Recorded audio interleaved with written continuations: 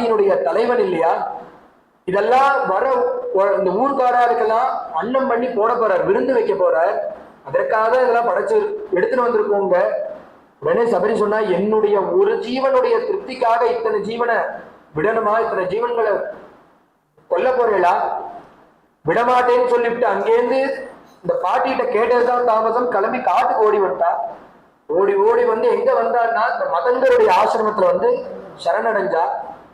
நடந்தது அத்தனை யாரும் அவனை சேர்த்திக்க மாட்டேன்னா உடனே மதங்கர் தான் அந்த சபரனுடைய மனசை தெரிஞ்சு அந்த ஆசிரமத்துல சேர்த்திக்கிறார். இந்த மதங்காதி ரிஷிகளுக்கு சிஸ்ரூஷ பண்ணிட்டு சின்ன வயசுல இருந்து இருந்துட்டு இருக்கா. அதனாலேயே அவளுக்கு ஒரு பக்குவம் மனசுல ஏற்பட்டு கொடுத்து அவ சொல்லக்கூடிய அந்த குணகணங்களை கேட்டு கேட்டு ராமன் மேல ஒரு பிரீதி வந்து கொடுத்து வந்து நிற்கிறார் ராமர். வந்து நின்ன உடனே ராமஸ்ய பாதோ ஜக்ராக லக்ஷ்மணஸ்ய ச தீமதா. ராமர் அப்படி இந்த ஆசிரமத்துல வந்து நிற்கிறார். வந்த உடனே ராமருடைய பாதத்தை போய் பிடிச்சாலாம். பின்னாடி சொல்ல போறிய வால்மீகி சொல்றார் லக்ஷ்மணஸ்ய ச தீமதஹாங்கிற. இதுக்கு அடுத்த சரித்திரம் ஹனுமத் தரிசனம். சுவாமி ஹனுமார் வந்து சுவாமியை தரிசனம் பண்ண போறார். பண்ற காலத்துல பார்த்தா ரெண்டு பேரும் சமாசனத்துல நிக்க போறார். ஆஞ்சநேய சுவாமி திக்குமுக்காடி போக போறார். யாரு அண்ணா யாரு தம்பின்னு தெரியாம. இந்த இடத்துல யானா என்ன பண்ணார் லக்ஷ்மண சுவாமின்னா காமிச்சு கொடுத்தார். ஏன்னா 70 வயசு கிழவி 80 வயசு ஆறுதவளுக்கு அப்படி ஆடுற அவள்கிட்ட போய் சாமர்த்தியத்தையோ அவளுடைய புத்தி சக்தியும் எதிர்பார்க்க முடியுமா? அவளுடைய பக்தியை மட்டுமே பார்க்கணும். அவர் ராமனிடத்துல அப்படி ஒரு பக்தி வச்சிருக்கா. அவளை போய் திண்டாட விடக்கூடாதுன்னு சுவாமி லட்சுமண சுவாமி என்ன பண்ணான்னா 2 அடி பின்னாடி நின்றுட்டு கையை கட்டி வாய் புதைச்சு நிற்கிறார். லக்ஷ்மணஸ்ய ச தீமதா. முதல்ல ராமருக்கு நமஸ்காரம், பின்பு லட்சுமண சுவாமிக்கு நமஸ்காரத்தை பண்றா. உடனே சுவாமி விசாரிக்கிறார் ராமேன. சுவாமி நேரடியாக அந்த சபரிட்ட விசாரிக்கிறார். ராமேன தாபசி பிருஷ்டா சா சித்தா சித்த சம்மதா கச்சித்தே நிர்ஜிதா விக்னா கச்சித்தே வர்ததே தபஹ கச்சித்தே குரு சுஷ்ரூஷா சபலா சாருபாஷினி கச்சித்தே நியமா பிராப்தாஹ கச்சித்தே மனசஸ் சுகம் கச்சித்தே சபரி விருத்தா ராமாய பிரத்யுபஸ்திதா. சபரி நீ 12 வந்திய அனுஷ்டானங்கள்லாம் சித்தியாச்சா? கச்சித்தே நிர்ஜிதா விக்னாஹ. உனக்கு இருந்த விக்னங்கள்லாம் போச்சா? என்ன விக்னம்? வயசான கல்விக்கு எந்த விக்னம்னா நம்ம பகவத் விஷயமா போற காலத்துல பார்த்தா விக்னங்கள் ஏகப்பட்டது வரும். அதெல்லாம் தாண்டிதான் பகவத் பக்தி பண்ணியாகணும். பிரகலாத சுவாமி சொல்ற, நீ பகவத் பக்தி பண்ணணும்னு ஆரம்பிச்சேன்னா ஹித்வாத்மபாதம் கிருகம் மந்திரகோபம் வனங்கதோய தரிமாஸ்ரயேதா. நீ ஆத்துல இருந்து ஹரிபஜனம் பண்ணணும்னு நினைச்சேன்னா அவருடைய அப்பாட்ட சொல்ற, அப்பா இந்த வீடுங்கிறது எப்படின்னா அந்த கூப்பம். அந்த கூப்பம்னா என்னன்னா பாழுங்கிணறு. சாதாரண கூப்பமா இருந்தா ஹித்வா ஆத்மபாதம் வனம் அந்த கூப்பம் வனங்கதா தரிமாசிரியதா. நீ ஆத்துல இருந்து ஹரிபஜனம் பண்ணணும்னு நினைச்சேன்னா நீ கதைக்கு கிளம்பினேன்னா அந்த சமயத்துலதான் குழந்தைக்கு எக்ஸாம் இருக்கும், உன்னால வர முடியாது. நீ ஒரு பஜனைக்கு போகணும்னு நினைக்கிறேன்னா அந்த சமயத்துலதான் எங்கேயாவது யாராவது ஆத்துக்கு விருந்தாளி வருவா, கெஸ்ட் வருவா. இது போல நம்ம ஒரு பகவத் காரியம் பண்ணணும்னு நினைச்சுட்டு இருந்தோம்னா அந்த விக்னம் வர்றதுக்கு பஞ்சமே இல்லாம இருக்கும். அதையும் தாண்டி நம்ம ஹரிபஜனம் பண்ணணும்னா என்ன பண்ணணும்னா பிரகலாத சுவாமி சொல்றார், ஆத்துல இருந்தா நீ என்னைக்குமே ஹரிபஜனம் பண்ண முடியாது, ஒரு நாமாக்களை கூட சொல்ல முடியாது. என்ன பண்ணா சொல்லிக்காம கொல்லிக்காம ஆத்த விட்டு ஓடி போயிடுனார். வனங்கதா. காட்டுக்கு போனேன்னா நிம்மதியா ஹரிபஜனம் பண்ணலாம். ஏன்னா இந்த வீடுங்கிறது எப்படின்னா பாழும் கிணறுங்கிறார் பிரகலாத சுவாமி. நீ ஆத்துல இருந்தா ஹரிபஜனம் பண்ண முடியாது. சாதாரண கிணறா இருந்தா ஒருத்தர் விழுந்தானே ஆனா இன்னொருத்தனுக்கு குரல் கொடுத்தோம்னா அக்கம் பக்கம் போறதுல பார்த்தவன் யாரோ ஒருத்தர் கிணத்துல இருக்கான், அவனுக்கு காப்பாத்தலாம்னு நினைச்சு கை கொடுக்கறதுக்கு துணியை போடுவான். துணியை பிடிச்சிட்டு பட்டுன்னு மேல வந்துடலாம். அந்த கூப்பம்னா எப்படின்னா பாழுங்கிணறு. அது உபயோகமே இல்லாம இருக்கிற கிணறு. பல நாள் உபயோகப்படுத்தாதனாலேயே அது கும்பியா இருக்கும், சேரா இருக்கும். அந்த கிணறுல விழுந்தானே ஆனா அவனால ஜீவன் மேலேயும் வர முடியாது, ஜீவன் போகும். எப்ப தெரியும் அவன் போயிருக்காங்கிறதுன்னா ஒரு துர்நாற்றம் வெளியில வந்து யாரோ ஒருத்தர் அந்த நாத்தத்தை பிடிச்சிட்டு வந்து பார்த்தாதான் தெரியும் அதுக்குள்ள யாரோ ஒருத்தர் விழுந்திருக்கான்னு. அப்பேற்பட்டது இந்த கிரகஸ்தாசிரமம். உனக்கு பகவான் வேணும்னா வீடை விட்டுட்டு காட்டுக்கு போனா மட்டுமே ஹரிபஜனம் பண்ண முடியுங்கிறா. ஏன்னா பகவான் நாம சொல்லணும்னா இத்தனை இடையூறுகள் இருக்கும். அத சொல்றார், கச்சித்தே நிர்ஜிதா விக்மோஹா கச்சித்தே வர்த்ததே தபஹா. உன்னுடைய தபசு விருத்தியாச்சா. தபசு விருத்தியாச்சானா என்ன அர்த்தம்? நாளுக்கு நாள் நம்மளுடைய இந்த பகவானை நோக்கி ஒரு பயணத்துல இருக்கவுமே அது முன்னேற்றத்துல இருக்கணும். ஆசையை குறைச்சுட்டே வரணும், பகவத் ஆசைய பெருக்கிண்டே வரணும்.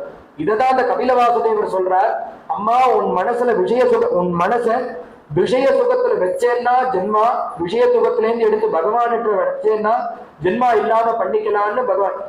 அது யோக அத்தியாத்மிக பும்சாம் மதோ நிஸ்ரேயசாயமே அத்தியந்தோ பரதர்யத்ர துக்கஸ்ய ஜ சுகஸ்ய ஜ. இதுதான் கபில வாசுதேவர் அவருடைய அம்மாட்ட சொல்றார். கச்சித்தே வர்த்ததே தபஹா, தபச விருத்தியாச்சா. கச்சித்தே குரு சிஸ்ரூஷா, நீ உன்னுடைய குருக்களுக்கெல்லாம் சேவை பண்ணியே அது பலனை கொடுத்துதா. சபலாஹா, அது பலனை கொடுத்துதா. அது பலனை கொடுக்கறதுனா என்னன்னா பகவான் உள்ள தெரியறானா. பலன்கிறது என்னன்னா கஷ்டப்பட்டு எதற்கு பண்றோம்னா அந்த ரெண்டு வர புண்ணியம். அந்த புண்ணியம் எதுகிட்ட கொண்டு போய் விடும்னா குரு சிஸ்ரூஷ நம்ம கிட்ட நம்மளை கொண்டு போய் பகவான் இடத்துல விடும். அந்த குரு சிஸ்ரூஷ உனக்கு பலனை கொடுத்துதா. கச்சித்தே நியமா பிராப்தாஹா, உன் மனசு சந்தோஷத்தை அடைஞ்சுதா. கச்சித்தே மனச சுகம், மனசு சந்தோஷத்தை அடைஞ்சுதா, நிம்மதியா இருக்கா, வேண்டியதெல்லாம் கிடைச்சதா. இது போல பலவிதமான ஆத்ம விஷயத்தெல்லாம் பகவான் அவள்கிட்ட கேட்க, அதற்கு மேல கேட்கிறார். அத்திய பிராப்தா தபசித்திஹி. உடனே அவன் சொல்றா, சுவாமி கேட்டுட்டார். உடனே அந்த சபரி சொல்றா, இவ்வளவு நாள் எதுவுமே சித்தி ஆகல, ஆனா இன்னைக்கு எல்லாமே சித்தியா இருக்கு. அத்திய பிராப்தா தபசித்திஹி தவ சந்தரிசனான்மயா. சித்தி ஆகாம இருக்குறாமா, உன்னை பார்த்த இந்த க்ஷணம்னா எல்லாமே சித்தியாச்சு. அத்தியமே சபலம் சபலம் ஜன்மா குருச்ச குரவச்ச சுபூஜிதாக, எல்லாமே எனக்கு பலனை கொடுக்கக்கூடிய நாள் இது. அத்தியமே சபலம் ஜன்மா சொர்க்கஸ்சைவ பவிஷ்யதி त्वयिदेव वरे रामा பூஜிதே புருஷ ரிஷபா. உன்னை பூஜிச்சப்புறம் தான் இது எனக்கு பலனை கொடுத்தது. அதற்கு மேல சபரி சொல்றான், நீ தாமா உன்னை எதிர்பார்த்து காத்திருந்தேன். எவ்வளவு நாள்னா 13 வருஷமா காத்துருக்கேன். ஒரு நாள் 2 நாள் எல்லாருக்கும் அழுத்து போயிடும். இன்னைக்கு வரா நாளைக்கு வரான்னா ஒரு நாள் பண்ணது போல மற்றொரு நாள் எவ்வளவு நாள் பண்ணலாம்னா ஒரு நாள் பண்ணலாம், மற்ற நாள் பண்ண ஒரு வாரம் பண்ணலாம், 10 நாள் பண்ணலாம். சபரி எத்தனை வருஷமா பகவான் எண்ணி காத்துட்டு இருக்கான்னா 13 வருஷம் ஒரே சிந்தனையில ஒரே பக்திய பண்ணிட்டு இருக்கா. அந்த தபசுனால அவளுக்கு என்னன்னா தியானம்லாம் சித்திச்சுடுத்தோம். ராமர்கிட்ட சொல்றா, சக்ஷுஷா தபசௌன்யேன பூதாசி ரகுநந்தனா. நீ பார்த்த உன்னுடைய பார்வையினால்தான் இப்ப தபசித்தியாச்சு. அதற்கு மேல சபரி சொல்றா, மதங்கராசிரமத்துல நான் இருக்கிற காலத்துல மதங்கர்லாம் கிளம்பி விமானம் வந்துட்டு அவெல்லாம் கிளம்பி போயிட்டான். அந்த ரிஷிகள்லாம் கிளம்பும் போது அவளுடைய காலை பிடிச்சுன்னு நான் அழுதேன். நீங்களே கத்தின்னு நான் இருக்கேன். என்னை விட்டுட்டு கிளம்பி நீங்க வைகுண்டம் போறேனே, எந்த லோகத்துக்கோ போறேன், ஆனா என்னையும் கூட கூட்டிட்டு போக கூடாதா? நான் உங்களை நம்பிதானே இங்க இருக்கேன். எனக்கு வேற என்ன தெரியும் உங்களுக்கு கைங்கரியம் பண்றதை தவிர, என்னையும் கூட்டிட்டு போகும்போது சொல்லி அழுதேன். உடனே அந்த மதங்கர் சொன்னார், ஏ அசடே, நாங்கெல்லாம் எந்த பிரபுவை தேடி அங்க போறோமோ அந்த பிரபு ஒன்ன தேடிட்டு வாசலுக்கு கதவை தட்டிட்டு வர போறாண்டி. ஆகமிஷ்யதி தே ராமஹா சுபுண்யம் ஸ்வபுண்யம் இமம் ஆசிரமம். உன்ன தேடி உன் பொருட்டு உனக்காகவே அந்த ராமன் வரப்போறான். சதே ஆகமிஷ்யதி தே ராமஹா, உன்னை தேடிட்டு வரா, நீ எதற்கு அவனை தேடிட்டு அங்க வரணும் அப்படின்னு மதங்காதிகள் என்கிட்ட சொன்னா. அது இல்லாம நீ சித்திரக்கூடம் வர காலத்திலேயே நீ சித்திரக்கூடம் வந்திருப்ப, இவா கிளம்புற காலத்துல நீ சித்திரக்கூடத்துக்கு வந்திருப்பராமான்னு சொல்றாளாம். ஏன்னா தியானத்தினால சுவாமியுடைய கமனாகமனம் எல்லாம் இந்த சபரிக்கு தெரியுது. இப்படி ராமர்கிட்ட தன்னுடைய தபச முழுக்க சமர்ப்பணம் பண்ண உடனே சுவாமி கேட்டார், சபரி உனக்கு என்ன வேணும்னா? எனக்கு ஒண்ணும் வேண்டாம், உனக்காக நான் உன்னை எடுத்து வச்சிருக்கேன், அதை நீ ஸ்வீகரிச்சுக்கணும். என்ன ஸ்வீகரிச்சுக்கணும்னா, அவ 13 வருஷமா அவ சொல்லிட்டு போனதுல இருந்து, ஏன்னா சொல்லும் போது என்ன சொல்லிட்டு போயிருக்கான்னா, சௌமித்ரி சகிதா அதிதிகின்னு இருக்க. நாள் கிழமை தெரியாது. அதித்தின்னு ஒருத்தன், அபியாகதன் ஒருத்தன். அதித்தின்னா யாருன்னா நழமை, கிழமை, நாலு, தேதி எதுவுமே தெரியாம ஒருத்தன் வரானே அவனுக்கு அதித்தின்னு பேரு. அபியாகதன்னா யாருன்னா இந்த தேதிக்கு இந்த நேரத்துல இப்ப வரப்போறேன்னு சொல்லிட்டு வரான் அபியாகதன். இப்ப சுவாமி எதுவா வராருன்னா அதிதியாக வரப்போறார். சௌமித்ரி சகிதா அதிதிஹின்னு இருக்கார். தம்பியோட சேர்ந்து வருவான், என்னைக்கு வருவான் தெரியாதுன்னு சொல்லிட்டு போயிட்டா. அதனால 13 வருஷ காலமாக காத்துட்டு இருக்கேன். அதுவும் எப்படின்னா வயசானவள் ராத்திரி படுத்துப்பா, தூங்கின காலத்துல ராமர் வந்துட்டு கிழவி தூங்குறான்னு அப்படியே போயிட்டா என்ன பண்றது? அதனால முடிச்சுட்டே இருப்பா. அரை தூக்கம் வருமா, வர காலத்துல 2 சிறக அசையும். அந்த சிறக அசையற காலத்துல பூச்சுருவாளாம். ஆஹா, ராமருடைய பாதம் தான் அந்த சிறகுல பட்டு சத்தம் கேட்கறதும் அப்படின்னு முடிச்சுட்டு பார்த்தா அது சிறகா இருக்கும். பகல்லயும் தூங்க மாட்டா. ஏன்னா பகல்ல தூங்குற காலத்துல ராமர் வந்துட்டு போயிட்டா என்ன பண்றது? இது போல தூக்கமே இல்லாம 13 வருஷ காலமா ராமன் ராமன் ராமன் ராமருடைய தியானத்திலேயே காத்துட்டு இருக்கா அந்த சபரி. அதுவும் எந்த எண்ணத்துலன்னா ராமர் எப்ப வேணா வருவார். அதனால அவர் கொடுக்கறதுக்கு ஏதாவது எடுத்து வச்சிடும். சுவாமி வந்தா என்ன கொடுக்கலாம்? அங்க அது காடு. அது உடனே காத்தால நித்தியபடி போய் பழங்களை பறிப்பா. அந்த பழங்களை பறிச்சு அத சுவாமி வந்தா பக்குவமா இருக்கணுங்கிறதுக்காக பார்த்து பார்த்து பார்த்து பார்த்து எடுத்து வைப்பான். இன்னைக்கு ஒரு 2 பழத்தை எடுத்துட்டு வருது. எந்தெந்த பழமோ அந்தந்த சீசன்ல அந்தந்த பழத்தை எடுத்து வைப்பா. இப்ப மாம்பழம் கிடைக்கிற சீசனா இருந்தா அந்த மாம்பழத்தை எடுத்துன்னு வந்து அலம்பி அதை சித்தமா வச்சிருப்பா. இன்னைக்கு சுவாமி வந்துட்டா அதை கொடுத்து கொள்ளலாம். கொய்யா பழம்னா அதை அலம்பி எடுத்து வைக்கிறது. இது போல எந்தெந்த பழம் கிடைக்கிறதோ அதை அன்னன்னைக்கு அந்த கிழவி எடுத்து வைக்கிறா. இன்னும் மேம்படியா சொல்ற காலத்துல என்னன்னா நித்தியப்படி பார்த்து ஒரு நாள் இது போல எடுத்து வைக்கலாம், 2 நாள் எடுத்து வைக்கலாம். 13 வருஷ காலமும் பிரியத்தோட அந்த பிரியம் மாறாம பக்தியோடு, பக்தி கொஞ்சம் கூட குறையாம இந்த கிழவி எடுத்து வச்சுட்டே இருக்கா. இப்ப சுவாமி வந்திருக்காரு, அந்த பழத்தை கொடுக்கறா. அதுவும் இந்த சுவாமி தேசிகர் சொல்றாரு, எப்படி இந்த பழத்தை எடுத்துக்கணும், என்னுடைய கிரந்தத்தை எடுத்துக்கணும்னா சபரிட்ட நீ எப்படி அந்த பழத்தை எடுத்துட்டியோ அது போல என் பழத்தை எடுத்துக்கணும். யா பிரீதிஹி விதுரார்பிதே தாதிருஷி குஞ்சர்பிதே சபரிகா தத்தே.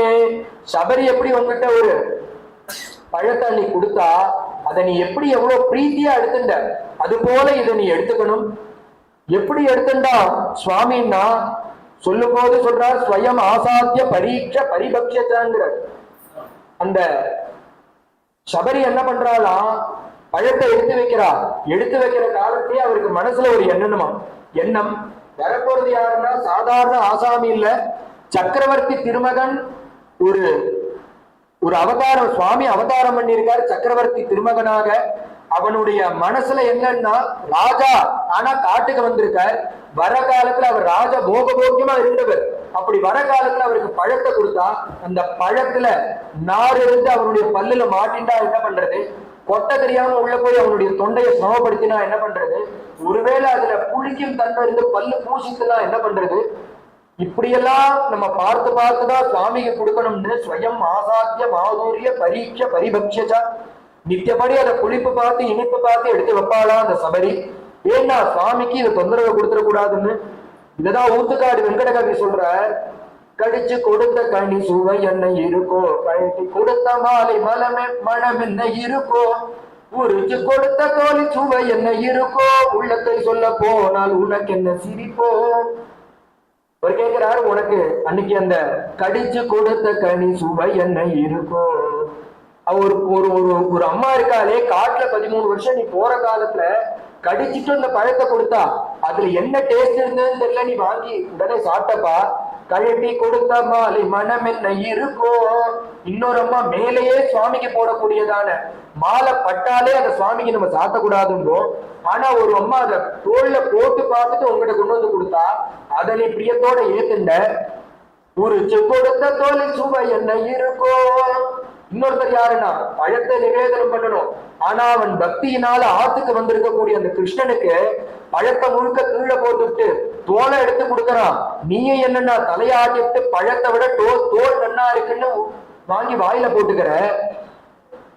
இவாழ்கிட்டெல்லாம் உனக்கு எப்படி ஒரு பிரீத்தி இருக்கேன்னு வெங்கடகவி சொல்ற.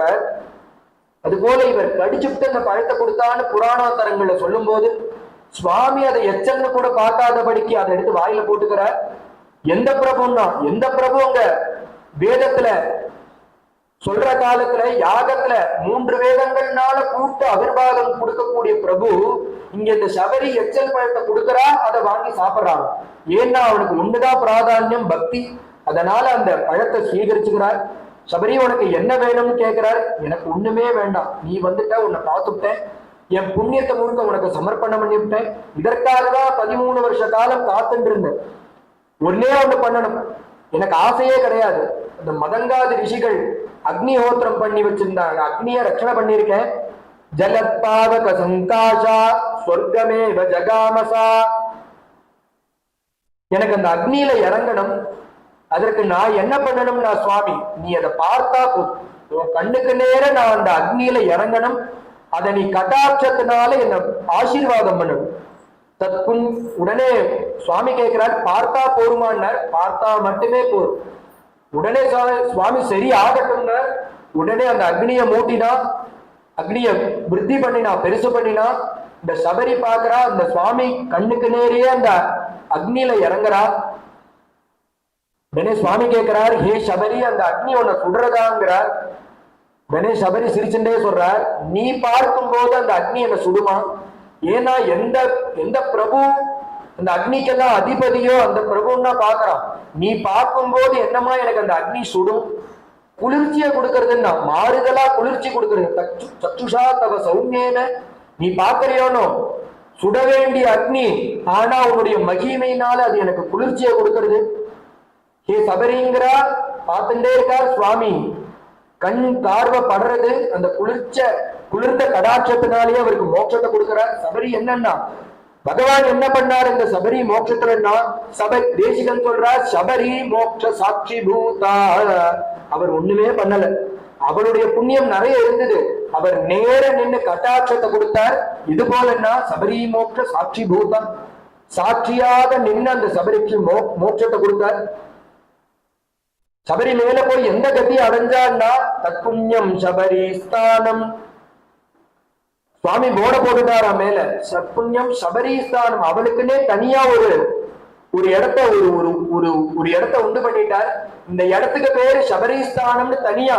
இந்த இவருக்கு முன்னாடி போன அந்த அக்னிஹோத்திரம் பண்ணி யாகம் பண்ணி வேதம் படிச்ச ரிஷிகள்லாம் ஒரு இடத்துல இருக்கா, அவளை தாண்டிதனான ஒரு ஸ்தானத்தை கொடுத்து அந்த இடத்துக்கு சபரிஸ்தானம்னு பகவான் பேரையும் வச்சுட்டா. ஏன்னா அப்படி ஒரு புண்ணியத்தை பண்ணியிருந்தா பகவானுக்கு நேரையே இருந்து மோட்சத்தை அடைஞ்சார். புண்ணியமான சரித்திரம் சபரி மோட்சம்ங்கிற புண்ணியமான சரித்திரம். இன்னைக்கு நாளைய தினம் சுக்ரீவ சத்தியம், ஹனுமத் பிரேஷனம், சுக்ரீவ பட்டாபிஷேகம், ஹனுமத் பிரேஷனம் முதலியதான சரித்திரங்கள் நாளைக்கு. ஜானகி காந்த ஸ்மரணம், கோபிகா ஜீவன ஸ்மரணம், சத்குருநாத்.